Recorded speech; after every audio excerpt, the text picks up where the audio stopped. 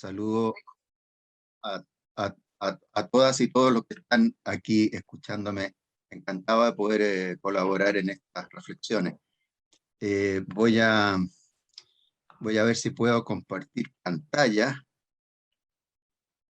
Tengo una presentación, ¿no es cierto?, para compartir con ustedes. Voy a tratar de ponerla ahí. ¿Me están viendo? ¿Están viendo la presentación? Sí, se ve perfecto, Ah, Cristian. perfecto, mira. La idea mía es más que nada compartir algunas reflexiones, ¿no es cierto?, sobre los desafíos de la Iglesia en un momento histórico de cambio.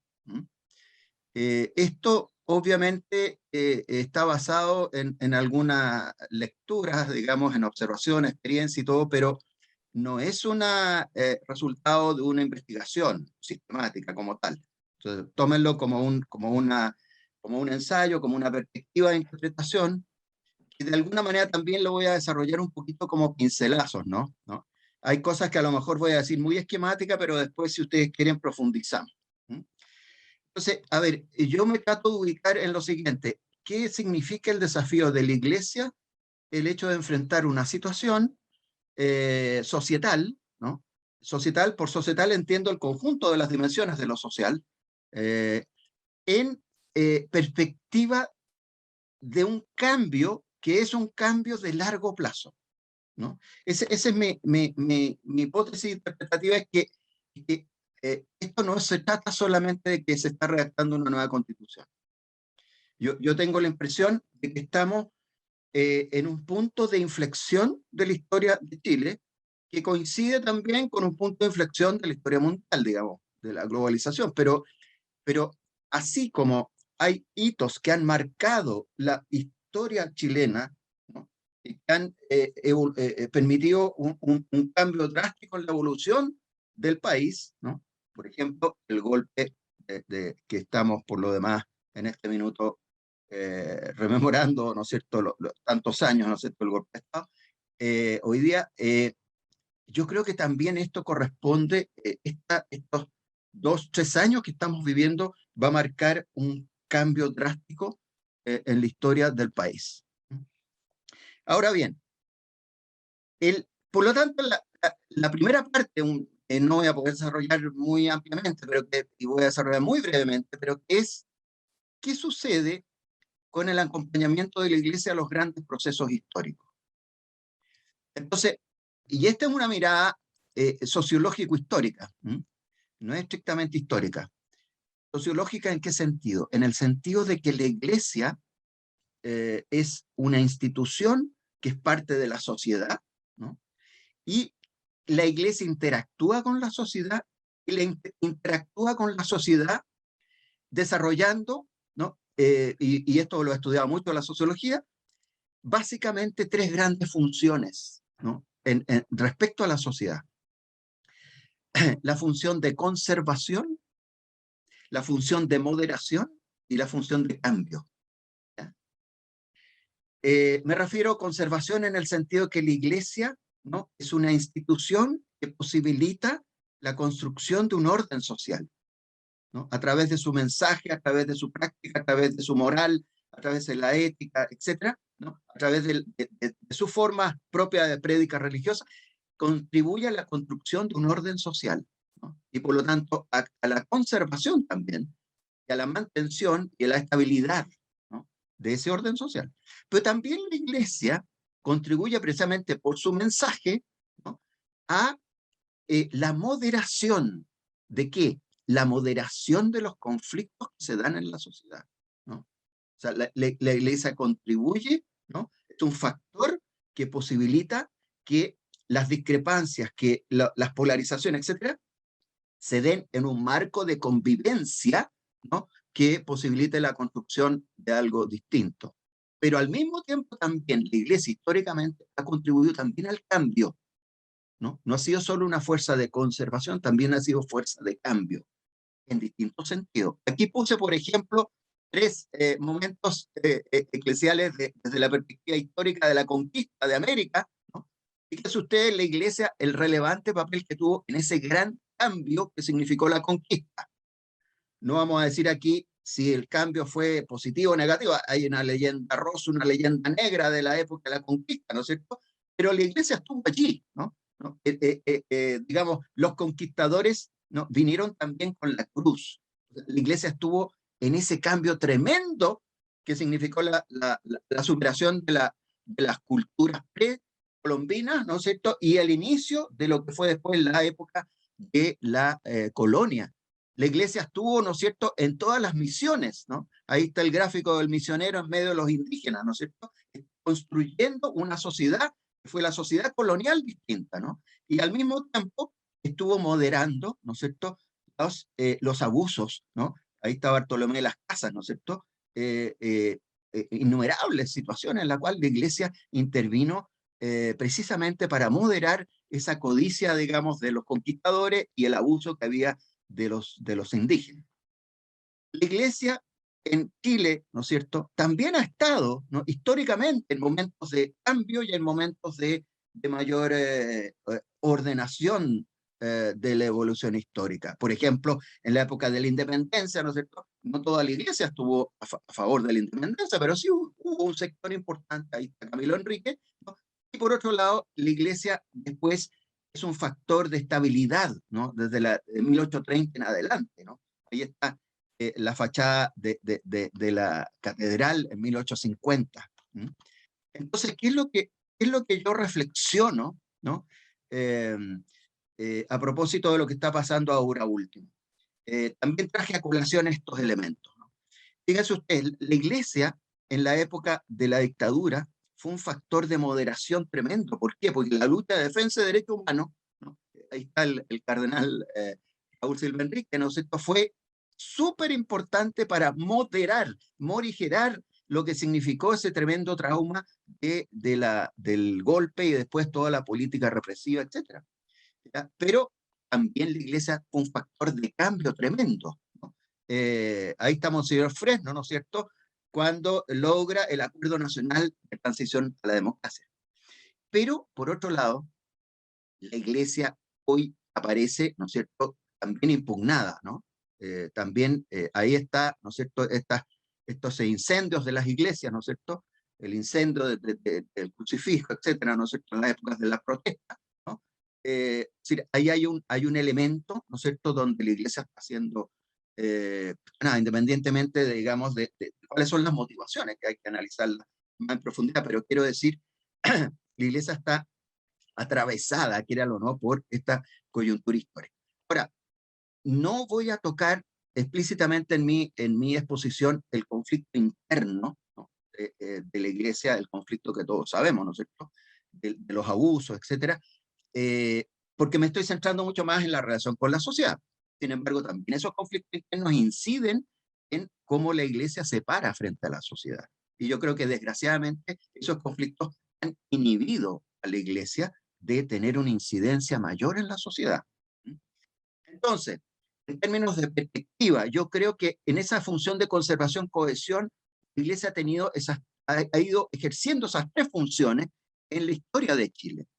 Sin embargo, en el hoy, yo tengo la impresión, y esto es nada más que una cosa que habría que desarrollar mucho más y fundamentar más, yo tengo la impresión que la iglesia hoy día está siendo mucho más un factor de conservación, cohesión, algo de moderación y muy poco de cambio, ¿no? Muy poco de cambio, ¿no? Entonces, aquí voy. La iglesia se está como restando, ¿no?, de incidir y participar y acompañar más bien, porque obviamente yo no estoy diciendo que la iglesia tenga que ser protagónica, ¿no?, en los procesos históricos.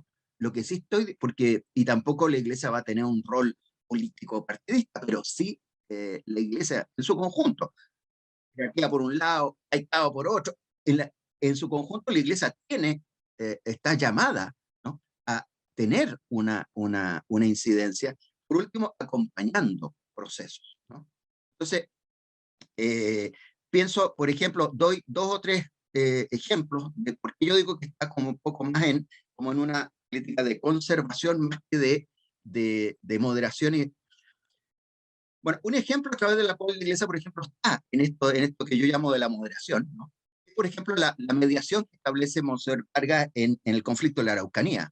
Es una injerencia de la Iglesia que es muy notable, ¿no? Y es muy legítima y muy interesante. Sin embargo, aparece como algo medio aislado, porque la inmensa mayoría del esfuerzo eclesial, y ustedes dirán si estoy equivocado o no, pero está centrado más en la pastoral parroquial, en la pastoral sacramental, etcétera, etcétera. Por ejemplo, las pastorales especializadas, ¿no? Que en algún momento eran tan relevantes, hoy día muy disminuidas, casi no existen. Pastorales que están presentes en el mundo donde acontecen las cosas, digamos. Pienso en la pastoral juvenil, la pastoral, bueno, pastoral juvenil sí hay bastante, pero pastoral obrera, pastoral profesional, pastoral universitaria, etcétera, muy disminuida. Entonces, el otro tema, por ejemplo, es que uno no ve, como en algunas épocas, la iglesia que tenía un discurso frente a la sociedad y que ese discurso como que impactaba, ¿no? Tenía eh, muy pocas cosas, digamos, ¿no? Que uno, en la opinión pública, estoy hablando, aquí yo me ubico desde el ámbito no eclesial, mirando de afuera a la iglesia, digamos, y dice como que no aparece, como que no existiera. Yo no he escuchado, por ejemplo, yo un discurso que diga hay que avanzar en la construcción del reino de Dios, y el reino de Dios se contrapone al reino del dinero y al reino del abuso. No sé, hay poca palabra profética hoy día, ¿no es cierto?, de la iglesia, y eso el público de afuera, incluso los laicos, la inmensa mayoría de católicos que se han quedado en su casa, que no van a misa, que no están alejados de la iglesia, tampoco se sienten interpelados por la iglesia. Por otro lado, el discurso del Papa, que es un discurso tan importante, tan fuerte, las encíclicas, todo eso, pareciera como que no se reproducen, no se, no se socializan bien, ¿no? Yo he escuchado miles de gente, de laicos, todo que fascinados con el Papa, y sin embargo, súper desilusionados de la iglesia local. Entonces hay como un divorcio ahí. Bueno, pero entonces, ¿cuáles son estos desafíos de la historia actual? Estamos, yo creo, en una época de transición histórica, ¿no? Desde el post, desde la construcción de la democracia post-dictadura, ¿no es cierto?, a la construcción de lo que podríamos decir un nuevo Chile. ¿Ya? No sabemos bien por dónde va a ir ese nuevo Chile, pero sí tenemos algunas pistas, ¿ya?, de cuáles son los desafíos y cuáles son las perspectivas. Todo lo voy a analizar en términos de los ámbitos económico, político, socioambiental y tecnológico. Entonces, ¿cuáles son esos hitos de la transición histórica? Primero, yo creo que hay un hito donde va a haber un cambio de modelo de desarrollo. ¿Ya? Sí o sí va a haber un cambio, ya está habiendo un cambio, que está afectando, bueno, todos los debates. ¿Ya? No voy a centrarme en cuestiones coyunturales, pero sí hay signos de que aquí hay un cambio de modelo de desarrollo. Hay un cambio de modelo político. Obviamente, la nueva constitución va a establecer un nuevo Estado, una nueva forma de participación, una nueva democracia, nuevos poderes, ¿no? Poder presidencial, poder del parlamento, nuevas representaciones. ¿Ya?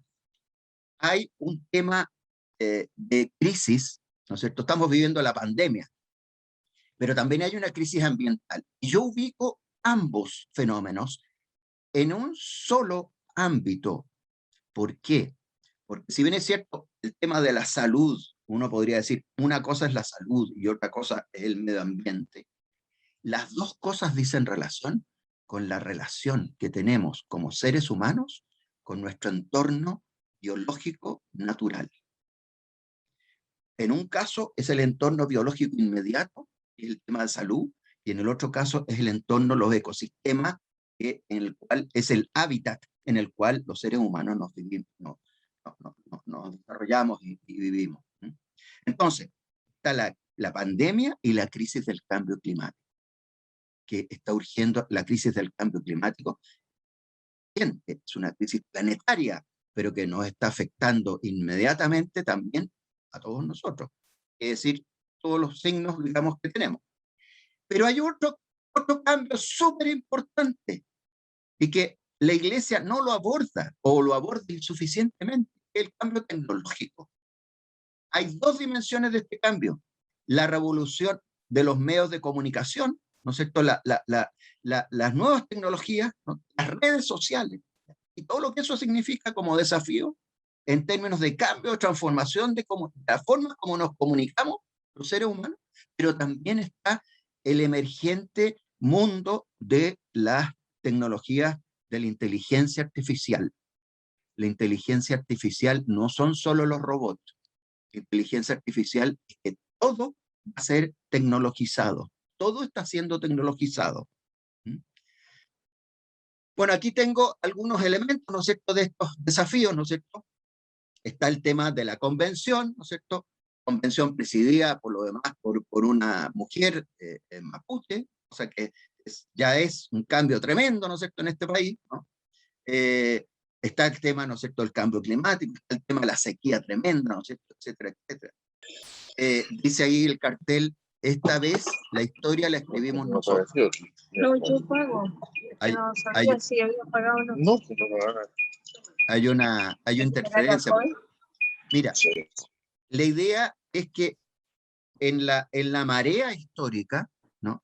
Aquí hay un mucho mayor protagonismo popular, protagonismo de la gente, protagonismo de las calles, ¿no? Eso hay que dar cuenta de eso, ¿no? Hay que dar cuenta. Entonces, mira, hago un paréntesis, breve paréntesis, pareciera a veces, ¿no? A lo mejor me equivoco, pero pareciera a veces que la iglesia estuviera un poquitito como encerrada en el templo, ¿no? Esperando que la vengan a ver y no está en las calles con la multitud, predicando como Jesús en la Palestina de su época. Pareciera, desde la mirada más externa.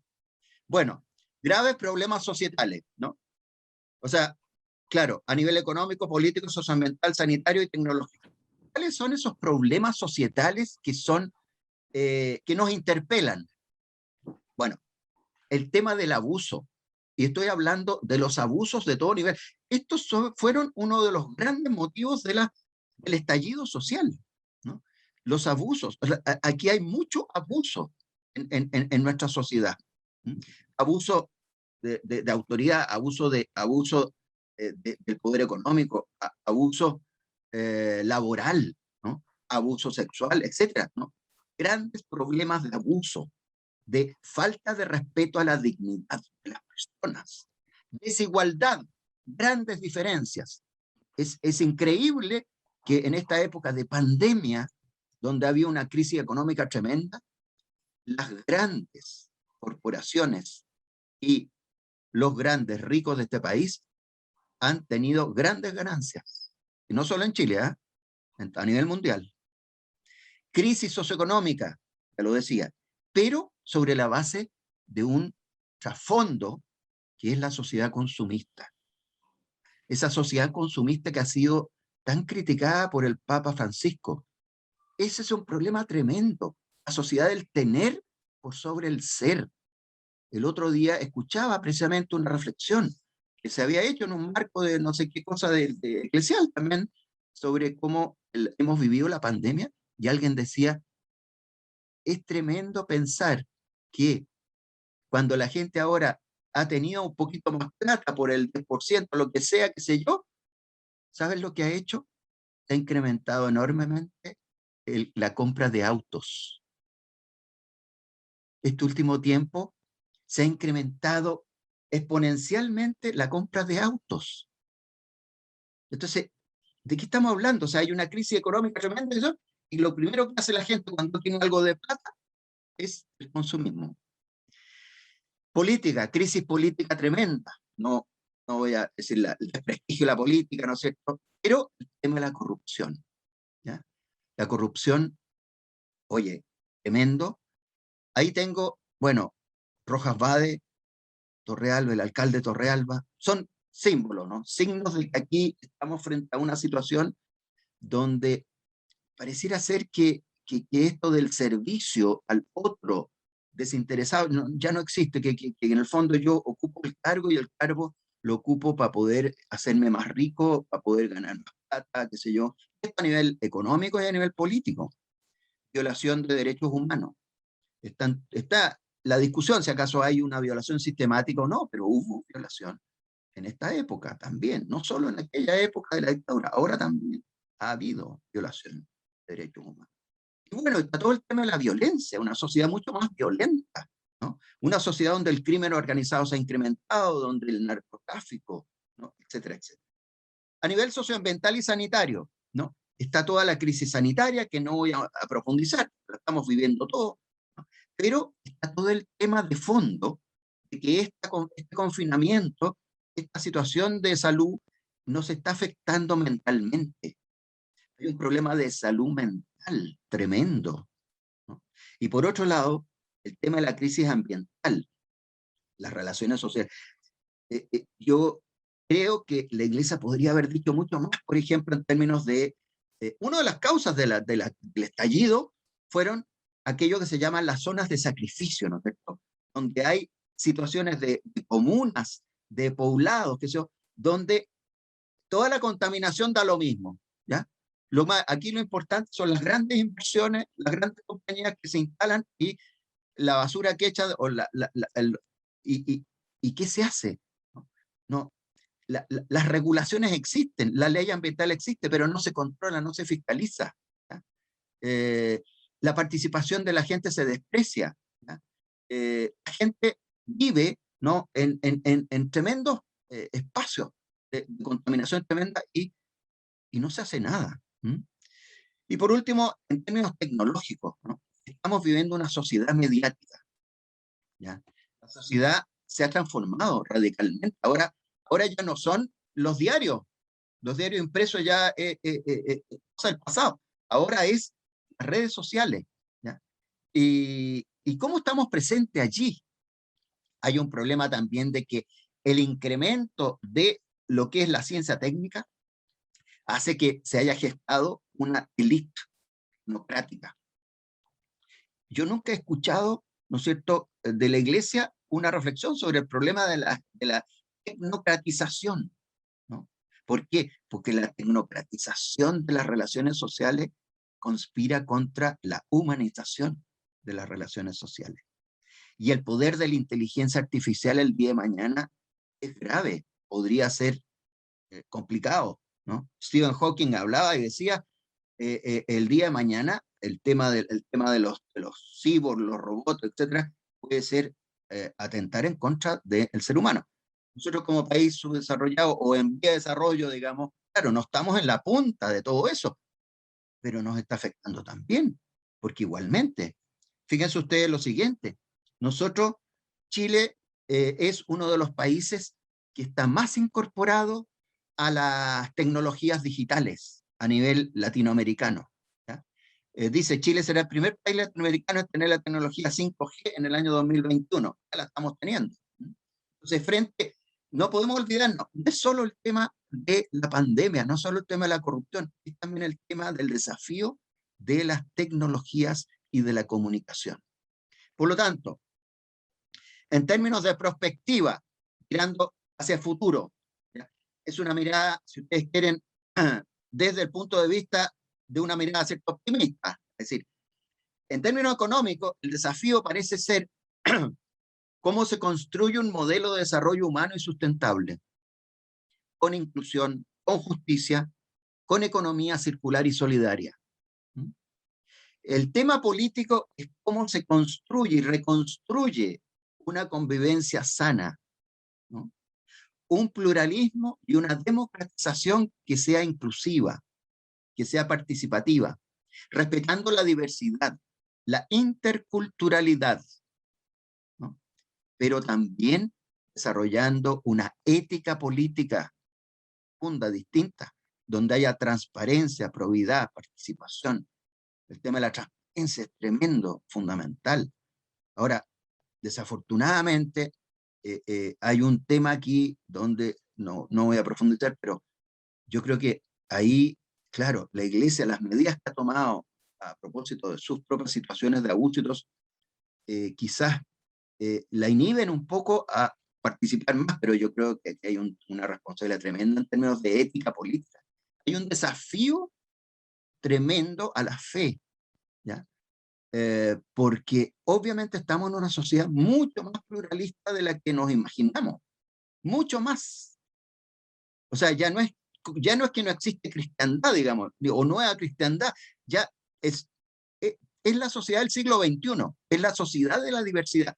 Y la iglesia yo creo que no hemos procesado todavía cómo asumir esa sociedad de la diversidad. A nivel socioambiental, está el tremendo tema de qué pasa con la salud. El tema, yo creo que siempre he dicho yo, desde una perspectiva de fe, una perspectiva religiosa, el tema de la salud es central para la gente, pero el tema de la salud hay que abordarlo holísticamente, integralmente. La salud no es solo la salud del cuerpo, la salud del cuerpo y el alma. ¿Y qué se está haciendo? ¿Cómo lo estamos abordando? Y es también un tema comunitario, y es un tema también de la relación de las comunidades con su entorno, con su hábitat, con su ecología. Por lo tanto, el gran desafío del desarrollo sustentable. A nivel tecnológico, el tema de cómo gestamos relaciones comunicacionales que también contribuyan a una convivencia sana. ¿Cómo evitamos que las comunicaciones a través de los fake news, a través de los de todo lo que es el bullying, qué sé yo, cómo gestamos desde la educación, desde todos los ámbitos de la convivencia social, convivencia sana, ¿no? Humanizando la tecnología. Y por lo tanto, bueno, ahí hay otro desafío tremendo, que es un poco más de orden filosófico, pues es el tema del poshumanismo. El poshumanismo es la filosofía de lo que va a suceder con la humanidad cuando ya la humanidad deje de ser aquello que somos, porque en la medida en que la tecnología se incorpore mucho más, incluso a nuestros cuerpos y a nuestra mente, a lo mejor estamos ya en otra etapa. Pero ya desde hoy día, en los países desarrollados, este es un tema, el poshumanismo. Y Jesús y nuestro Santo Padre.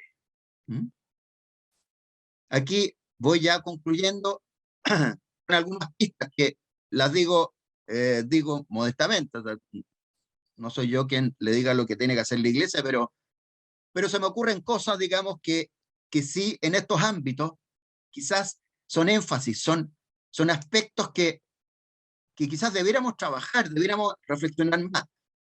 He leído algunas de las orientaciones pastorales, ¿no es cierto?, tanto de algunas iglesias y de la orientación pastoral de los obispos, pero creo que no hay en esas orientaciones como líneas de fondo que vayan en esta línea respondiendo a estos desafíos que pienso yo. O sea, responden a desafíos que son reales las orientaciones pastorales, no digo nada, digamos, en ese sentido, no estoy criticando, pero estoy diciendo, hay otros énfasis que a lo mejor son necesarios pensar. En términos económicos, el trasfondo, pienso yo, el tema de la solidaridad, ¿no? El tema de la sociedad solidaria, ¿no? La sociedad solidaria, trasfondo evangélico, por cierto, ¿no es cierto? La comunidad que gesta Jesús, ¿no?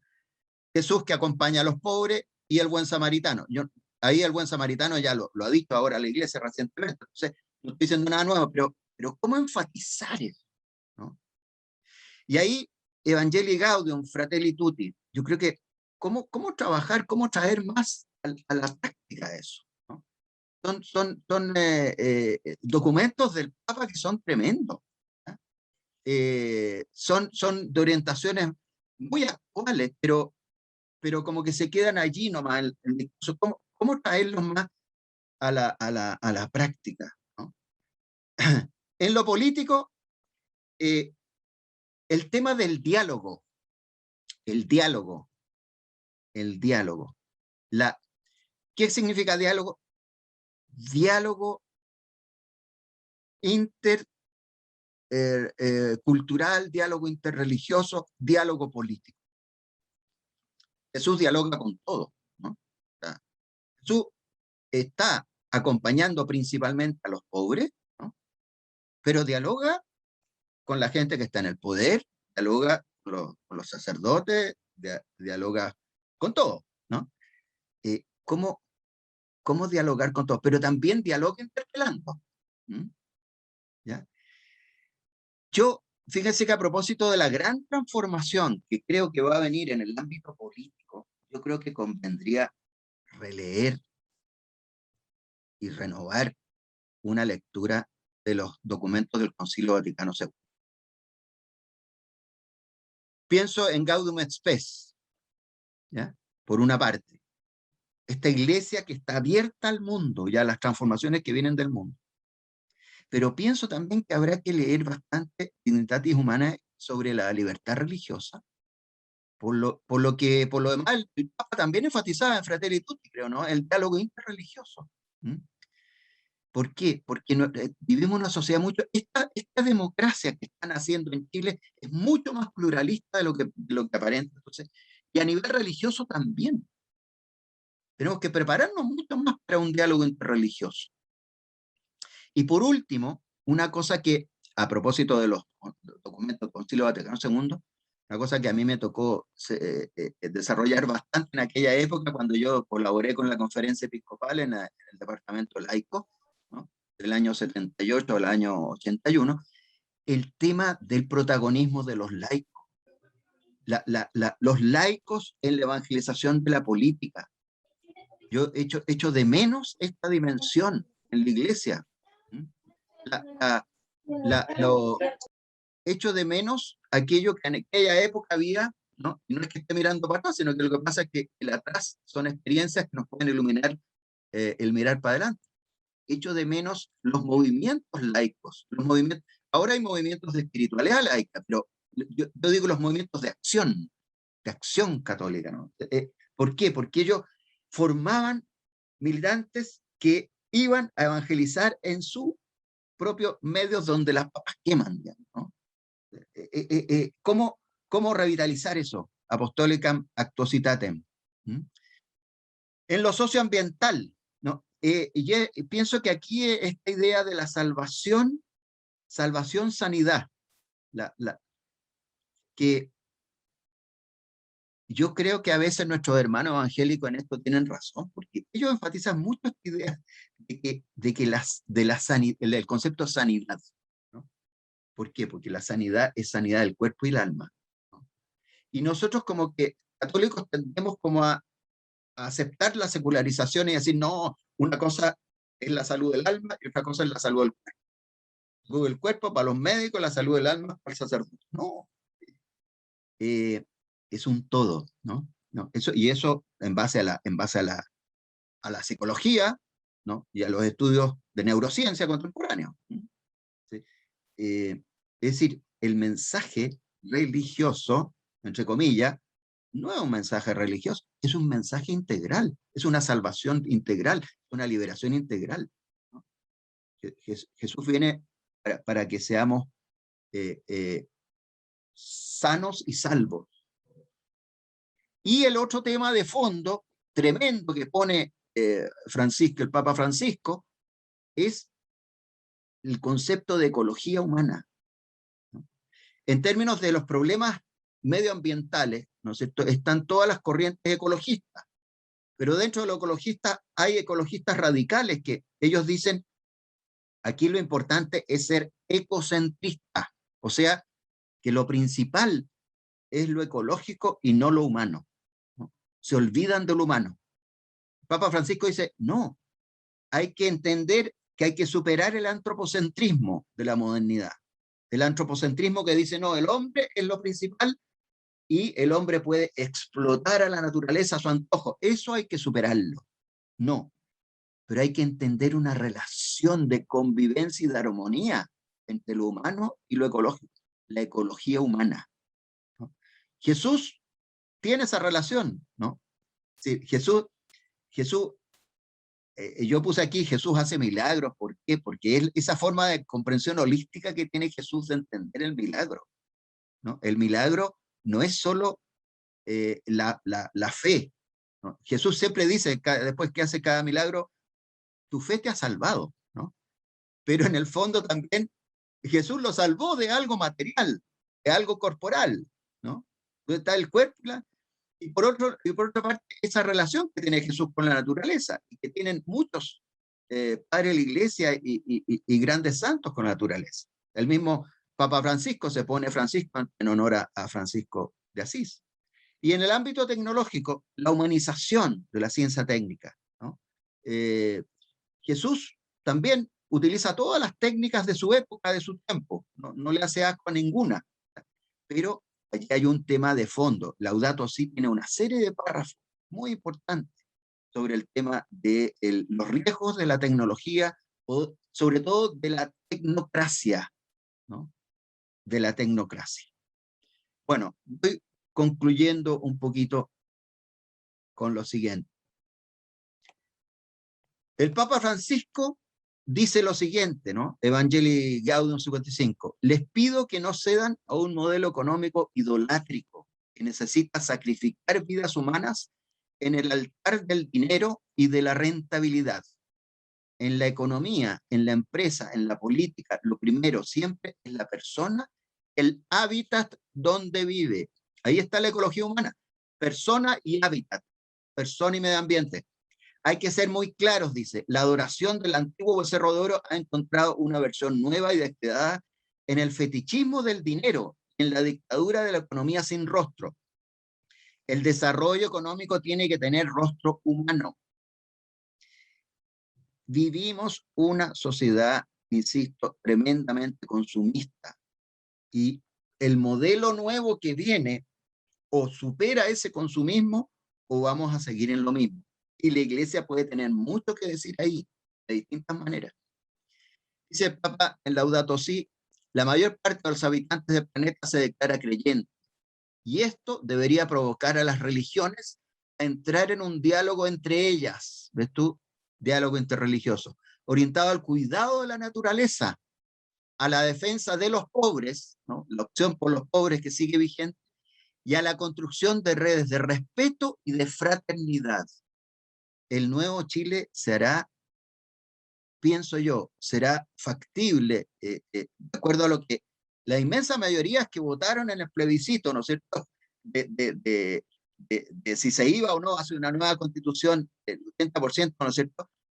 Creo que si el nuevo Chile efectivamente tiene todos estos elementos, vamos a estar al otro lado, ¿no? Religiones que se respetan y dialogan, cuidado de la naturaleza, defensa de los pobres y construcción de redes de respeto y de fraternidad. Eso sería un poco lo que yo quería compartir con ustedes. Y bueno, ahora, si ustedes quieren, estoy disponible para el diálogo. Muchas gracias. Muchas gracias, Cristian. Y como siempre, queda abierta la palabra para quien quiera preguntar, intervenir, aportar, reflexionar. Así es que veo un aplauso ahí de Roberto y de alguien más. Les doy la palabra para dialogar con nuestro amigo Cristian. Pueden poner sus preguntas en el chat o pedir la palabra levantando la mano y conectando su micrófono.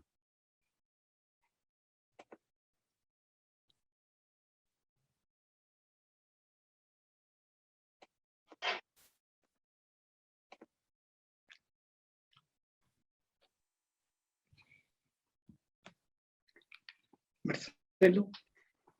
Adelante, Pedro. Primero agradecer, ¿no es cierto?, la excelencia de la exposición, ¿no es cierto?, del señor Parker, porque te abre los ojos frente a un ámbito que habitualmente no estamos acostumbrados a manejarlo al dedillo, como se dice. Y eso nos desfavorece a nosotros frente a la situación de estar al día a día con los hermanos a quienes debemos evangelizar a través de nuestro testimonio. Si nuestro testimonio es añejo, poco podemos hacer. Por otro lado, ¿no es cierto?, yo siento que en esto que él ha presentado, nos hace reflexionar y quitarnos el miedo, porque es muy difícil desde una iglesia que ha sufrido enormemente dardos directos al corazón, sacárselos y rehacer un corazón nuevo. Por eso entonces lo que él ha dicho es sumamente importante para nosotros como diáconos para estar donde las papas queman, sin miedo, sin temor, porque lo que importa es tu transparencia. Y desde allí se irá entendiendo el nuevo crecimiento que la Iglesia quiere propiciar, ¿no es cierto?, a través de estas penosas experiencias que hemos tenido en nuestra Iglesia de Chile. Sin embargo, es evidente que después de un incendio viene la reconstrucción entre las cenizas. Y entre esas cenizas hoy día yo veo que los jóvenes están teniendo un protagonismo realmente precioso. Personalmente yo estoy participando en un diplomado, ¿no es cierto?, de la doctrina social de la Iglesia, donde el 90 y quizás el 95% son jóvenes. Uno de los pocos que no somos jóvenes soy yo, pero realmente uno se fascina, ¿no es cierto?, se entusiasma cómo los jóvenes están asumiendo y también haciendo críticas en la verdadera palabra de lo que es la crítica, es decir, denunciar, pero también proponer, y eso es lo más importante. Proponer, ¿no es cierto?, posibilidades frente a todo lo que nuestro expositor ha ido presentándonos, que realmente ha sido exquisito. Muchas gracias. Muchas gracias, Pedro. Ha levantado la mano Marcos, entiendo, ¿no? Marcos Rojas. Exacto, muchas gracias, Marcelo. Y agradecida la presentación también de don Christian Parker. Ha sido una síntesis muy ilustrativa, muy interesante y que refleja muy bien el contexto en que hoy día nos movemos. Mi reflexión en torno al rol de la Iglesia de conservación, de moderación y de cambio, tiene que ver también con una hipótesis de una madurez social. O sea, ya el patrimonio valórico, moral, social que tenía la Iglesia, la sociedad de la cristiandad, ha ido permeando a la cultura. Y por tanto, es la sociedad también, en este estadio de madurez en que se encuentra, reemplaza mucho de aquello que era patrimonio de la Iglesia, ¿no es cierto?, como referente. Después está toda la degradación también que tenemos con los abusos, que nos quita más piso, digamos.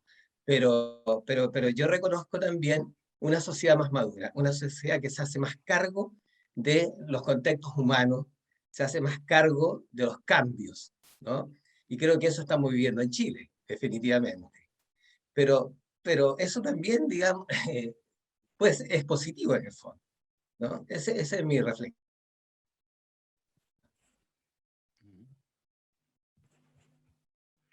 Cristian, no sé si quieres reaccionar o leemos una más, que hay en el chat, hay un comentario bien interesante también. Leamos una más, sí. Bien, dice María Esther y Héctor, lo voy a leer. ¿Cuánto ha afectado a la Iglesia su predicación y el eufemismo de que en nuestras relaciones sociales no damos testimonio por cumplir? No, entonces... Perdón, hay un micrófono encendido que voy a silenciar. Eso de que aquí no se habla de política ni de religión. ¿De qué hablamos entonces, si no es lo que somos? Bien, ahí hay reflexiones que te doy la palabra si quieres reaccionar. Sí, no, pero interesante, muy interesante las observaciones, reflexiones. Quizás, a propósito de esto último y de lo que dice Marcos Rojas, yo creo que efectivamente aquí había un cambio de fondo en la relación iglesia-sociedad y que no siempre nos hemos dado cuenta de ese cambio, pero al mismo tiempo, quizás porque ese cambio ha sido novedoso de estas últimas décadas, digo, tampoco es que tengamos las herramientas para darnos bien cuenta. ¿Y a qué me refiero? Al hecho de que hay, precisamente porque estamos en una sociedad mediática, las fronteras de las instituciones y de los ámbitos tienden a diluirse y tienden a traspasarse. Y yo siempre digo que yo tengo la impresión que la Iglesia le ha costado mucho ubicarse en la sociedad mediática. En eso la Iglesia todavía está en el siglo XX, no, estamos en el siglo XXI. No estoy diciendo los jóvenes, porque los jóvenes ya están un poco en eso, ¿eh? Pero la Iglesia como conjunto. Entonces, allá hay un primer elemento, donde pasan muchas cosas, ¿no? Por las redes, por el Facebook, por no sé qué sé yo. Las mismas, por ejemplo, eso es una cosa que los sociólogos hacemos a través del análisis de los movimientos sociales, ¿no? Y es parte de la crisis de la política. Es que hoy día, para juntarse en la calle un grupo, llegan y por WhatsApp y no sé qué, se juntan y listo, ¿no? Y de repente uno no sabe cómo y ya, hay multitudes, ¿no? No sé, yo creo que ahí hay un elemento, ¿no? Como un desafío tremendo, ¿no? Cómo la Iglesia puede aprovechar en el buen sentido, pero también evangelizar en el buen sentido esas nuevas formas de interacción, ¿ya? Y por otro lado, está también el hecho de que la Iglesia tiene, pienso yo, que dejar de... A ver, voy a decir algo que a lo mejor no es muy correcto, pero lo voy a decir de esta manera. Yo creo que de alguna manera la Iglesia se compró el discurso neoliberal. ¿En qué sentido? No en el sentido político, sino en el siguiente sentido. El discurso neoliberal dijo, o ha dicho, que lo principal es la libertad individual. Y como es lo principal la libertad individual, hay que dejar que los mercados funcionen y por lo tanto no hay que ser intervencionista. Entonces el discurso neoliberal dice, ¿sabe qué más? El Estado, un Estado mínimo, que no intervenga. Pero en el ámbito religioso, ¿cómo traducen eso? Lo traducen como que, sí, libertad de culto, pero que la iglesia no intervenga. El cura en la sacristía. Es decir, ese discurso, que es el discurso neoliberal, es contrario a la doctrina social de la iglesia. Contrario, totalmente. Y yo no estoy diciendo que la iglesia tome un rol político, porque no le corresponde, político en el sentido estricto, pero sí tiene un rol político en el sentido amplio, porque necesariamente la iglesia tiene una repercusión en el ámbito de la construcción de la polis, ¿sí? Y eso creo que la iglesia no lo... Hay que recuperarlo, hay que ver cómo. Y no solo, digo, la jerarquía, o los obispos, sino que el conjunto. Entonces, ahí hay un esfuerzo tremendo de cómo estar presente. Tiene razón Marco Rojas en el sentido de que sí, hay ámbitos en los cuales hay ciertos elementos de funciones que tenía la iglesia antes, que ahora la hace la sociedad. Pero hay algo específico de la iglesia, que sigue siendo un aporte de la iglesia, y que la gente echa de menos. Y sobre todo echan de menos aquel gran laicado de ciertos sectores, digamos, que hoy día están un poco desencantados de la iglesia, y están alejados, ¿no? Y yo creo que los guarismos, digamos, de la adhesión al catolicismo que han ido bajando y todo eso, bueno, es también relativo, o sea, es cierto, refleja un desencanto, ¿no?, con la iglesia, pero también es relativo en el sentido de que es más bien un desencanto con una forma de ser iglesia, ¿eh? Yo creo que con otra forma de ser iglesia uno puede recuperar también esa confianza que no es la confianza en la iglesia en realidad, sino que es la confianza en una fe real, una fe que sea efectiva para esa gente, y una fe que también sea histórica, que incida en la construcción de esa historia. Ha pedido la palabra también Fernando y se la damos, y luego a Lionel.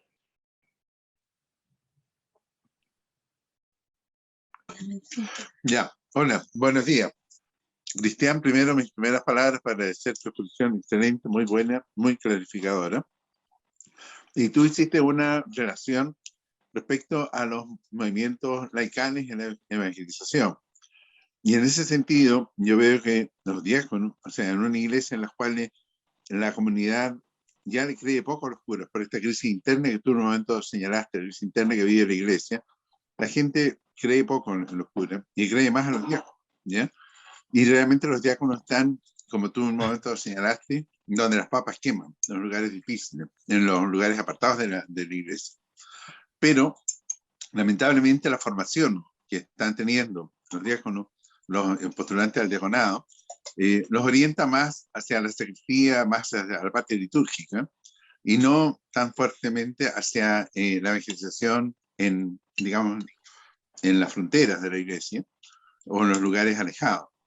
En ese sentido, yo te quería consultar, ¿cuál sería tu recomendación, o cómo verías tú, más bien tu recomendación respecto a los esquemas que siguen las distintas escuelas del diaconado para formar diáconos más con esta mirada más general o más ad hoc a la realidad que estamos viviendo, y que los preparara para ser estos evangelizadores de los lugares externos, de las fronteras de la iglesia, realmente los lugares donde la gente está, porque el diácono es una persona común y corriente que tiene que trabajar para subsistir, entonces por lo tanto está inmerso en muchos lugares donde el cura no llega, donde el sacerdote no tiene ninguna injerencia, donde ni se conoce la iglesia, ¿ya?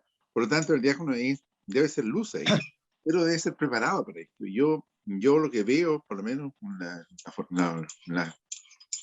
la evidencia que he tenido, y de hecho se está reformulando un poco los esquemas de preparación en las escuelas diaconales, no se está preparando el diácono para esto, todavía seguimos con un diácono metido dentro de la iglesia. Bueno, esa es mi consulta, y reitero mi agradecimiento, excelente exposición, muchas gracias. No sé si respondo ahora, Marcelo. No, escuchemos a Lionel y te doy la palabra, Cristian. Sí, bien. Gracias, Cristian, siempre luminoso. Efectivamente, hay una mirada esa de lo que hemos perdido, ¿no? No sé si tan positiva como la plantea, porque ese ha sido un dolor que se planteó primero desde la pérdida de poder de la institución. Hemos perdido a los jóvenes, perdimos a los trabajadores, hemos perdido influencia política, la economía, etc. La verdad es lo que hemos perdido la centralidad en Jesucristo. De eso nos hemos venido dando cuenta en este proceso de discernimiento que estamos viviendo en la iglesia, ¿no? ¿Por qué lo perdimos? ¿Por qué perdimos a Jesucristo? Yo creo que porque se nos infiltró el materialismo, el individualismo, y de ahí estas crisis que se han manifestado en los abusos, en el elitismo, el clericalismo, etc. Yo creo que una de las pistas que estamos reencontrando, que es un soplo que nos daba el Papa Francisco, para recuperar el centro en Cristo, si recuperamos, ¿no?, los jóvenes, los trabajadores, etcétera, será consecuencia. No es un objetivo primero a alcanzar. La pista que nos regala el Papa Francisco es la sinodalidad, como vehículo para reencontrarnos con la fraternidad. Somos todos hermanos. Cristo mismo se hizo hermano nuestro, y si nosotros no recuperamos esa centralidad, lo otro podrá ser una estrategia, pero de la mundanidad, no de la iglesia. Entonces, esos desafíos que tú planteabas, yo creo que tienen que pasar por esa vuelta a Cristo y hacerlo en sinodalidad. De ahí el valor también para nosotros los diáconos recuperar el sentido del corpus diaconal. Porque como francotiradores no vamos a llegar a ningún lado y vamos a hacer más de lo mismo.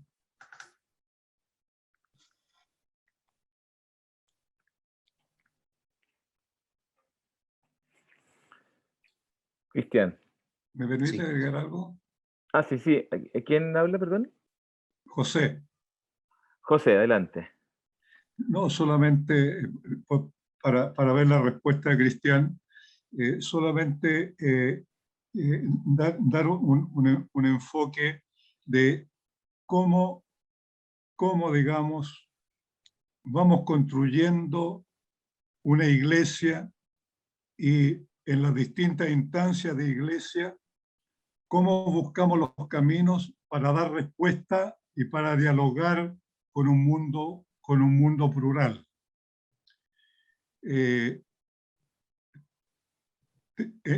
en estos tiempos, en este siglo, nos damos cuenta que estamos con los mismos criterios de diálogo y de encuentro con la sociedad y con el mundo, como si todo el mundo creyera en el Evangelio. No es así. Hoy día el mundo y la realidad social le cree más lo que dicen las redes sociales que lo que dice el Evangelio. Por lo tanto, tenemos que tener una mirada realista y ver cómo dialogamos con ese mundo y cómo, de acuerdo a esa realidad, vamos entregando nuestra respuesta más vital, donde tiene que acentuarse lo que decía Cristian y lo que decía en Laudato Si el Papa Juan Pablo II, cómo dialogamos con un mundo donde hay que respetar no solamente la ecología verde, sino que también la ecología humana. Sí. A ver, lo primero, respecto a lo que es a propósito del laicado y la sinodalidad, el modelo de iglesia, digamos, ¿no? Una breve referencia a eso. Yo estoy plenamente de acuerdo que la iglesia tiene que reformarse, tiene que transformarse, pero transformarse sobre la base de líneas de desarrollo que han sido partes de la propia tradición de la iglesia. Tampoco se trata de fundar una iglesia distinta, una iglesia nueva, no. La iglesia católica, si uno la mira históricamente, a diferencia de las iglesias protestantes, tiene una gran virtud, y es que ha intentado, procurado, y efectivamente lo ha sido en gran medida, católica, universal, ¿no? Entonces, ¿qué significa eso? Históricamente, cuando hay grupos disidentes en distintas iglesias, o históricamente en la iglesia, incluso en la iglesia católica, en las iglesias protestantes, esos grupos se transforman en lo que Troeltsch, un gran historiador de la iglesia, sociólogo, decía, se transforman en sectas, ¿no? Por lo tanto, se dividen en otras iglesias. La iglesia católica no ha sido capaz de insertar esos nuevos grupos y, bueno, hay distintas formas a través de la cual recupera y acoge esa diversidad interna. La Iglesia Católica es de una gran capacidad de pluralismo interno. ¿Ya? Y por eso que la Iglesia Católica está llena de movimientos, que de congregaciones, que de órdenes, que y de todo tipo. Entonces, voy a lo siguiente. La Iglesia tiene que recoger esa experiencia de pluralidad y dialogar con los interlocutores de manera también muy plural. Sin embargo, ese pluralismo, ¿no?, pienso yo, de la iglesia con esa diversidad, no puede ser nunca ocultando lo que la propia iglesia puede aportar. Y para que la iglesia no oculte lo que aporta, recojo, ¿no?, esto que decía Leonel, la centralidad, ¿no?, de su mensaje, que es Jesús, ¿no? Y por lo tanto, la vertiente profética. ¿A qué quiero decir profético? Es decir, a propósito de que se mencionó también al Papa Juan Pablo II, en algún momento dijo el Papa, hay que llamar las cosas por su nombre. No porque yo quiero hacerme el bueno con el otro en el diálogo, no le voy a decir las cosas tal cual son. Llamar las cosas por su nombre, interpelar. Eso hace falta, que la iglesia interpele más a los distintos grupos. En un marco de convivencia, ¿no es cierto?, en un marco de diálogo, en un marco de construcción conjunta. Ahora, segundo, esa forma de diálogo debe ser también el sentido comunitario y sinodal interno, ¿no?, dentro de la iglesia. Ese respeto a la diversidad, pero al mismo tiempo esa conducción hacia lo central y crítica hacia lo accesorio, ¿no? Cuando el Papa, y ahí última reflexión, cuando el Papa critica, Papa Francisco en su visita a Chile critica el clericalismo, ¿ya?, ¿cómo lo entiendo yo? Es que yo entiendo profundamente lo que significa la vocación sacerdotal, ¿ya? Y lo admiro, porque obviamente que uno quizás no tiene esa capacidad de entrega que tienen los sacerdotes, pero el tema es que hay un riesgo, y es que el riesgo es que la función del sacerdote se construya sobre sí misma, y no sobre la relación que tiene que tener con la comunidad, ¿no? ¿Ya? Entonces, el problema es que el sacerdote tiene que ser uno de más, uno de otros, uno de tantos, en esta construcción sinodal. Ni siquiera, voy a decir algo que no sé si le guste, pero ni siquiera como presidente. ¿Por qué? Porque podría presidir esa comunidad un laico. Sí, como sacerdote. Pues la función del sacerdote no se pierde. No sé si se entiende lo que digo. Y allí quiero hacer la última reflexión sobre el diaconado. El diácono, según lo entiendo yo, el diácono debiera estar en el mundo, no debiera estar en la iglesia. Yo me acuerdo en aquella época cuando colaboré con la conferencia episcopal, que teníamos el tremendo problema con los ministerios laicos, ¿ya? Entonces se estaban formando enormemente, era una época muy distinta a la actual, estaban formando enormemente los ministros laicos, el ministro de la palabra, el ministro de la comunión, el ministro, pero todos eran ayudantes del cura. Ayudantes del cura. Yo no me opongo a que en la comunidad hayan ministros laicos que tengan esa función. Pero la verdadera vocación laical, de acuerdo a Apostólica Castositatem, es que el laico esté en el mundo donde las papas queman.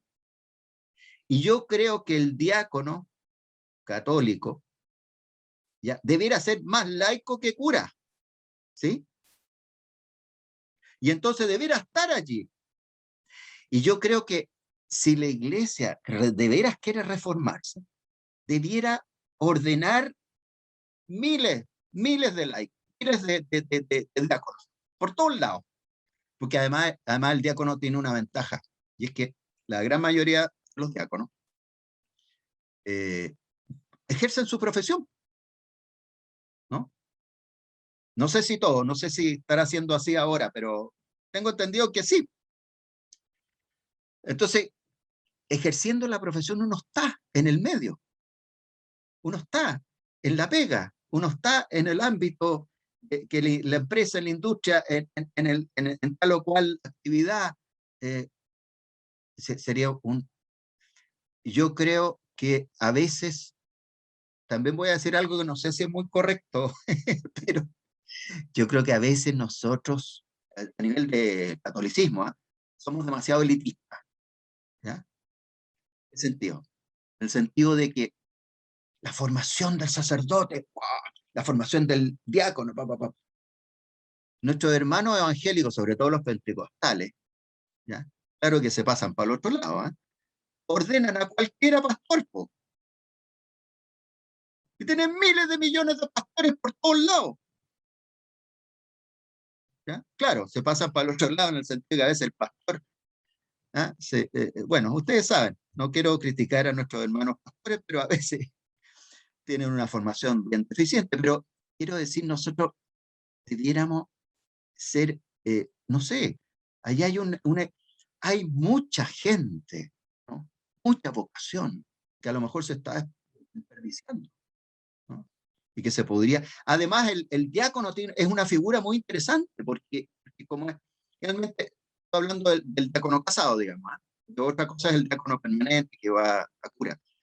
El diácono es también familia, es también comunidad, o sea, es distinto, es otra iglesia. Entonces, creo que la iglesia debería ser más osada en eso.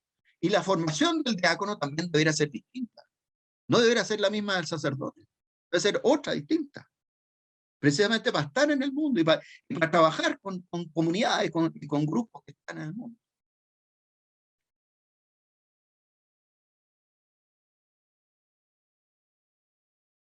Marcelo, estás muteado. Gracias, Cristian. Sí. Tenemos tiempo para una intervención más que la pidió Juan Florencio Rodríguez. Y yo me permito también, Cristian, hacer un pequeño comentario después de Juan Florencio. Juan Florencio, adelante. Hola, buenos días a todos. Mira, para ser franco y sincero, no comparto en la totalidad la presentación de Cristian. Tengo muchos reparos en la terminología utilizada y en algunos conceptos, pero sí estoy de acuerdo con lo que acaba de decir, digamos, de que los diáconos es una figura interesante en la iglesia y que estamos insertos en el mundo. Y nosotros, que participamos en el chat de los diáconos, cada vez que alguien da una opinión, nos damos cuenta que los que estamos ahí pensamos todos distintos respecto a un mismo punto. Entonces, el gran desafío nuestro como diáconos es estar inserto en el mundo y buscar puntos de encuentro entre nosotros, porque acá se lleva, son dos cosas puntuales, la política y la economía. En el punto de vista religioso estamos todos de acuerdo, estamos en la misma iglesia, pero cómo vemos la política, cómo vemos la economía, es distinta en cada uno de nosotros.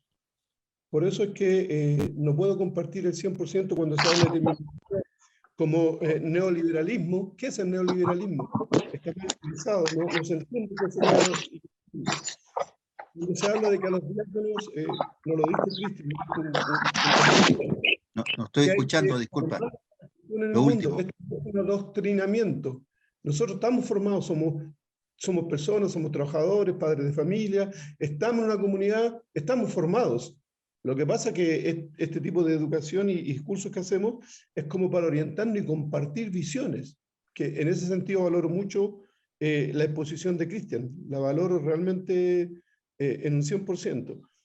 Cuando hablamos de estallido, se habla de un estallido social y no se dice realmente, es una realidad. Para mí fue un estallido social 50% y estallido delictual y terrorista otro 50%. Podremos discutir respecto de eso, siempre con la mirada de iglesia y de Jesucristo, ¿no? Puedo estar equivocado.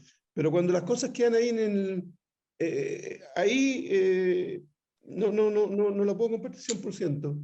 Así que muchas gracias. Gracias, Juan Florencio. Antes de darte la palabra, Cristiana, agrego un elemento que tiene que ver con el deseo de las comunidades mapuches y aymaras de celebrar algunos ritos al inicio de la Convención Constitucional y la polémica que surgía al respecto, ¿no? Y te pregunto, digamos, ¿cómo ves tú el rol actual de las religiones en lo que uno diría la razón pública, ¿no? El discurso público en un Estado que se declara laico. Y, perdón, Sí. ¿y cómo ves el futuro debate en torno al tema constitucional al respecto, ¿no? Sí.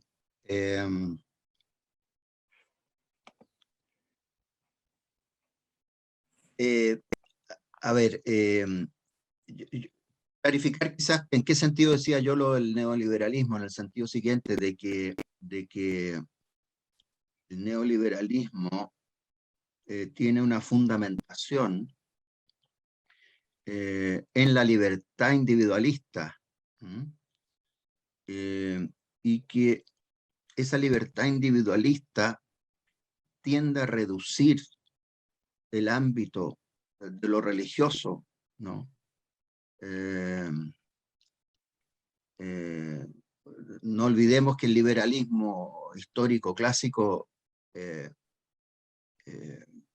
criticaba el clericalismo, pero lo criticaba porque decía la iglesia no tiene nada que meter en lo social ni en lo político, nada, tiene que estar reducido a la sacristía y punto, ¿ya? En ese sentido digo yo que nos compramos el discurso liberal, ¿no? Otra cosa distinta es la concepción política que uno tenga. Ahora, ahí yo quiero nada más decir lo siguiente. Sí, yo efectivamente estoy, yo critico el neoliberalismo no solo por sus consecuencias, sino también por sus fundamentos, ¿no? Porque si uno toma en cuenta el fundamento es en la doctrina utilitarista, Bentham y otros, ¿no es cierto? Y como lo ha criticado Amartya Sen, premio Nobel de Economía, ¿no es cierto? Esas teorías reducen al bienestar humano a consideraciones de utilidad y a satisfacciones subjetivas, la obtención del placer. Es decir, a la base filosófico y ético del neoliberalismo hay una concepción del hedonismo, y que yo creo que es profundamente contraria a lo que es la doctrina social de la Iglesia, pero bueno, lo dejo ahí. Respecto a la situación, Marcelo, digamos, constitucional, ¿no? Tú me preguntaste dos cosas, porque es el tema de las religiones y el tema constitucional. Voy a tratar de contestar rápidamente. Primero la situación de las religiones. Yo creo que eso es una de las cosas a las cuales yo me refería cuando decía que estamos enfrentados a una sociedad mucho más pluralista de lo que nosotros mismos nos imaginábamos, ¿no? Hoy día la legitimidad que tienen otras expresiones en el ámbito cultural y religioso, todo el tema, por ejemplo, de género, ¿ah?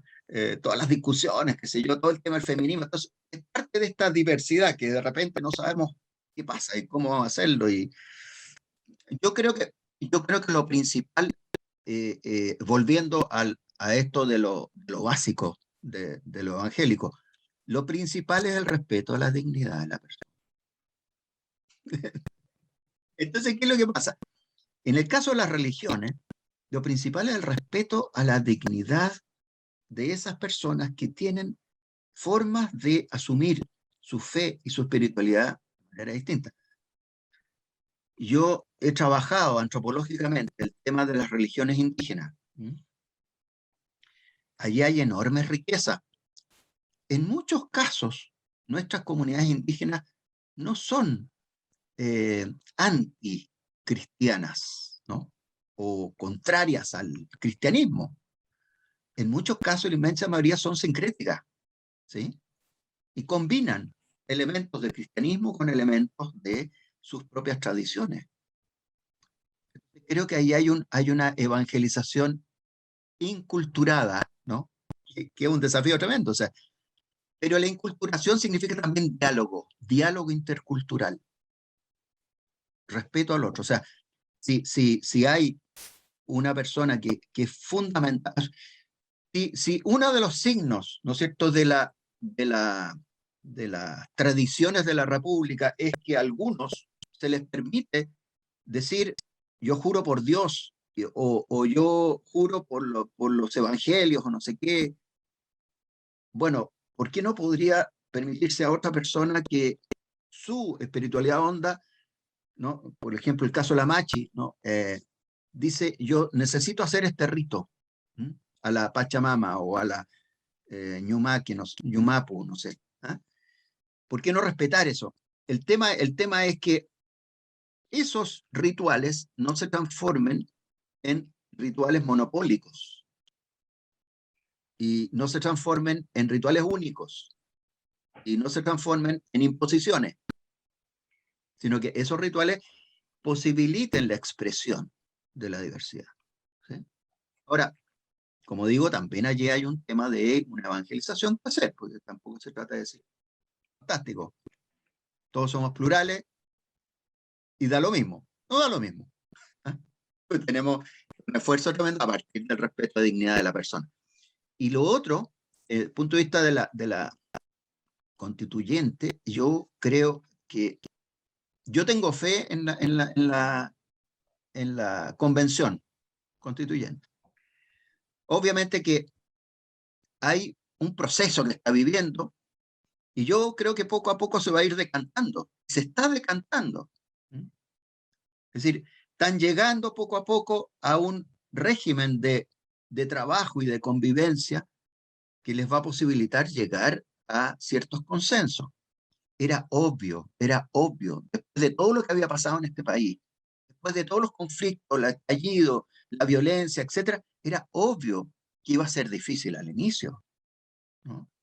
Yo creo que tenemos que acompañar ese trabajo de la constituyente, pero acompañarlo emitiendo también signos de positividad, de aliento, de esperanza, y alabando aquellos signos de diálogo, aquellos signos de conversación, aquellos signos de, fíjese usted, interesante, la Elisa Loncón, presidenta de la convención, ha recibido grandes distinciones, ahora último. Ella es profesora de la universidad nuestra, de la Universidad de Santiago. Ha recibido distinción de la Universidad de Chile recientemente y recibió una gran distinción de la Universidad Católica. A lo mejor uno podría decir, yo estoy de acuerdo o no estoy de acuerdo con Elisa Loncón. Obviamente, cada uno tiene sus opciones, pero nadie podría negar que es una figura que tiene un rol muy importante. Y bueno, fantástico que la Universidad Católica le haya dado una distinción. ¿Ya? ¿Por qué? Porque hay que ayudar también a los constituyentes para que ellos sientan su propia responsabilidad. Y que es una responsabilidad respecto a todos, ¿no? Entonces, yo creo que en ese sentido, por ejemplo, desde la iglesia también sería interesante ver cómo acompañar ese proceso, no necesariamente metiéndose en la chimuchina interna, porque además, ojo, los medios de comunicación son los que más estimulan esa chimuchina, porque internamente las comisiones han tenido muy buen trabajo, muy buen trabajo. Entonces yo creo que hay que alentar y hay que tener confianza y generar ese clima de diálogo y de respeto mutuo para que la cosa vaya para adelante.